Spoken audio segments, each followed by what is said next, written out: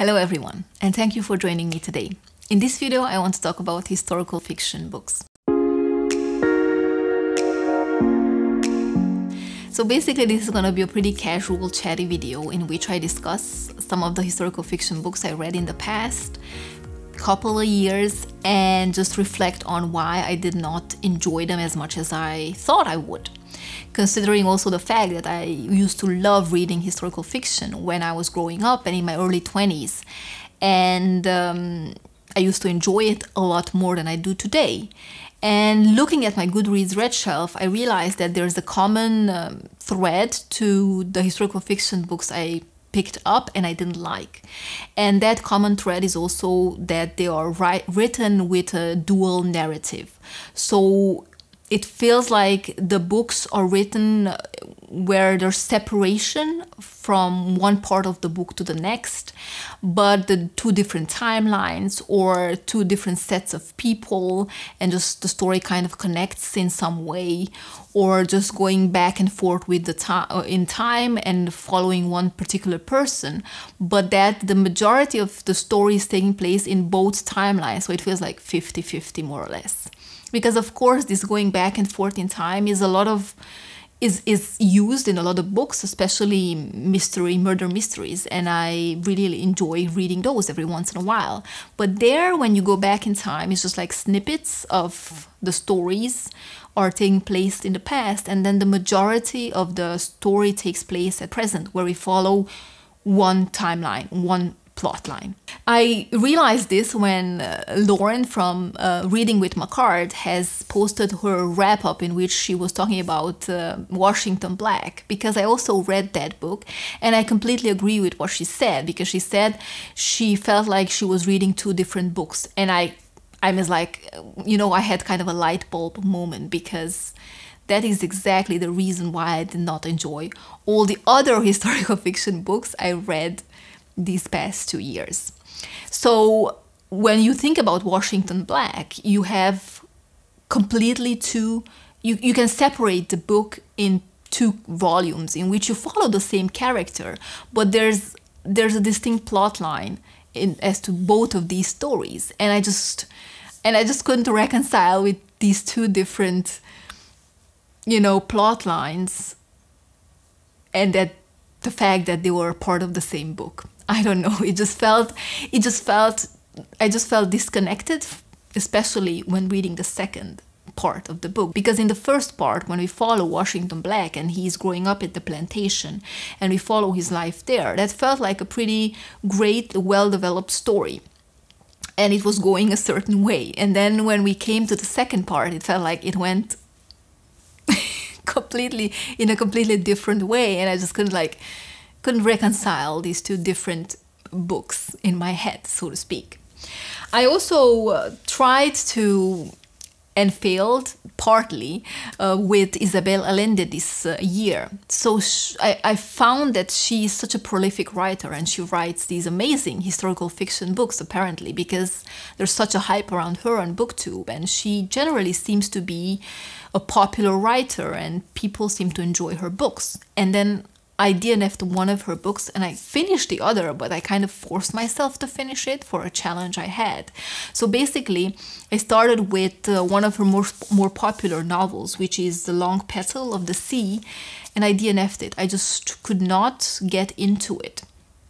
And that is as well because I think it was structured very similarly to Washington Black, where at one part of the story we follow these characters and they're at war in Spain, and we follow their lives and how it evolves within that context of the war. And in the second part, we follow the same characters, but they emigrate and they go to live in South America. And again, that's just a completely different story. So it just reading two books, kind of. So I just couldn't, I had to DNF it. But because of my challenge, I challenged myself to try again with Isabel Allende, and I picked up In the Midst of Winter by her, which again does kind of the same thing.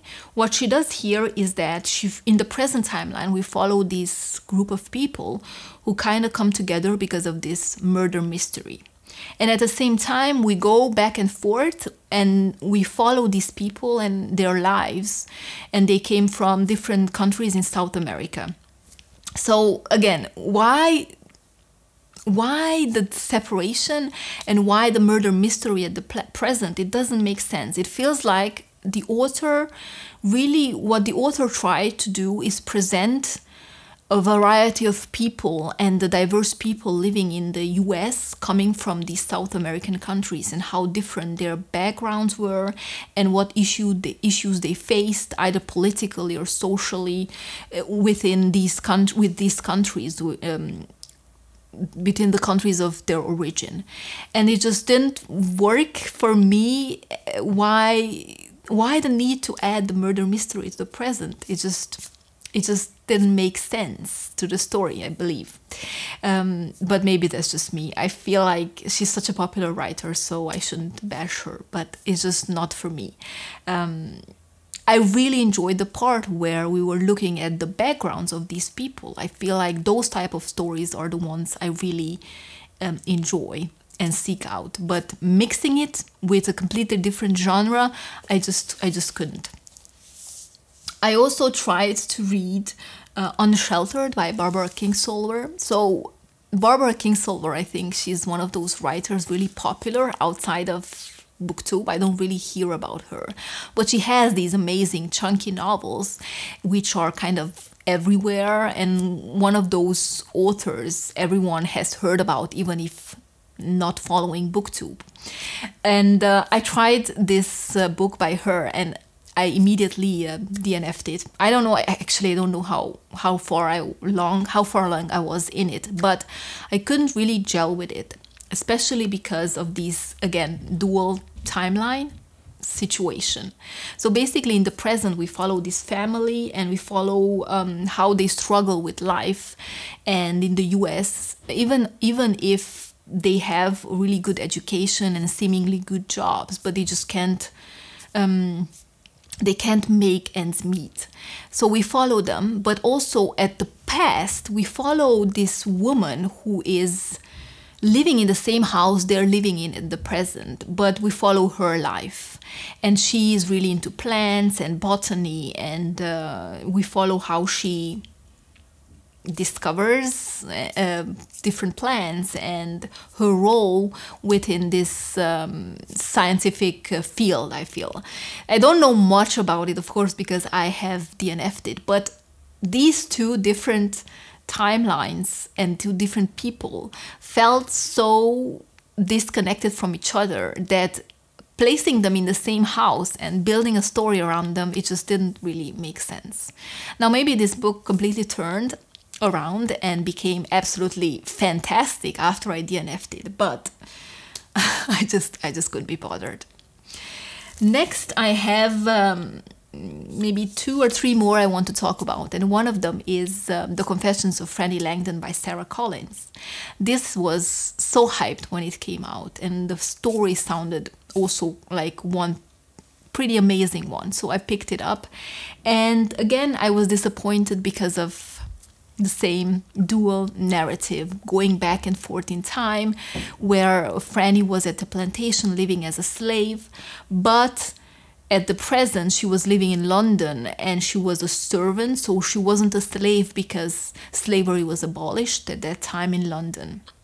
But the story turns away from her background at the plantation and how her life could evolve and could be in London with that background, and it turns into like a murder mystery. It's not even a mystery, but she murdered basically her employer, I believe, and then she's on trial. So I just feel like we went from one story to a completely different one, and it didn't really make sense.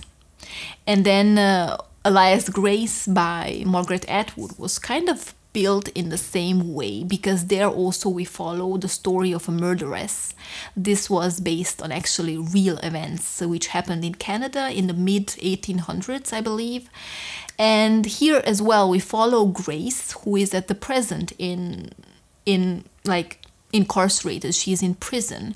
And then we follow her in the past, and we follow her growing up and how she ended up where she ended up, I guess. What didn't work for me in this one was that in the present, even though we follow Grace as the main character, we also follow the doctor, the psychoanalyst, who is trying to psychoanalyze her. And the story goes from Grace and her as a person and why she ended up murdering people. It turns into this field of psychoanalysis and how this develops, because of course this is the beginning of this field as a field within, or science within medicine. So it kind of goes from Grace's story into a broader image of this specific medical condition, so to speak. So I just couldn't connect so much to that part of the story, and overall it just brought the whole book down, even though I thought that Grace was such a fascinating character, and I loved following her and her background story and her life generally. And then the last one I want to talk about was also one I felt kind of similar about, but in the end I ended up appreciating it for what it did and how it played with structure and time. And that book was Atonement by Ian McEwan. So after reading this book and thinking about it, I was like, it took me such a long time, especially the first part. And looking at some other reviews by people, I could see that they kind of DNF'd it because of the same reason. But I can appreciate what the author did, because it was, I think, so well thought out and really played with the importance of one moment in time and how that moment in time affects the rest of the life for some people, or the people who are the main characters in this book. Because we follow a family living in a great house in England, and this is, I think, we start in the beginning, which is before the Second World War. So they're growing up. We have a younger sister and a slightly older sister, teenager kind of.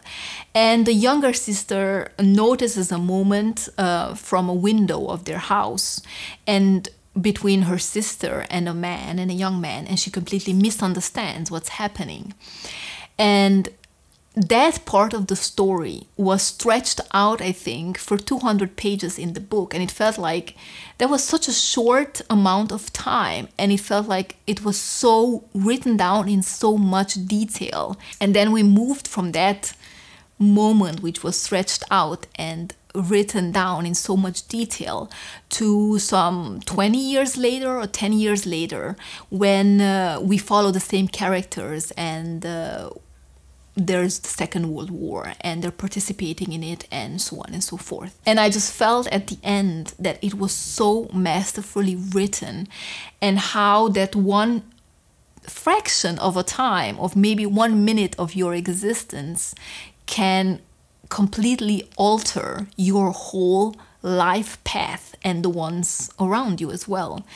And especially the ending of this book was just, again, so amazing that I can only recommend it. And even if this is written again in the same way as the other ones, I feel like the author here played with the structure, and it made sense to add that one moment back in time, because that was what affected the rest of the lives of these characters. So if you haven't read Atonement by Ian McEwan, I can only say please do so, because it was just amazingly written, even though the first part was a bit of a difficult to get through, but I can really appreciate what the author did here. So basically this is what I wanted to kind of discuss and talk about, because I felt that for me it was quite a revelation when I figured out why, and I just don't understand how I wasn't able to connect the dots before. But as I said, I don't read historical fiction that much, so there was a lot of time between these books. A lot of time passed between these books, so of course I didn't see the connection there. So I'm happy that I do so now. And let me know if you also have similar feelings with other similar genres or tropes, or just different narrative styles as well, because it's quite interesting how yeah, you end up not liking something so specific. And I never thought that this is gonna be me, because as I said, I read quite diversely, but that's the way it is. At least I know now, and I'll be prepared when picking up historical fiction books in the future. So this is where I leave you today. Thank you so much for watching, and I will see you next time. Bye bye.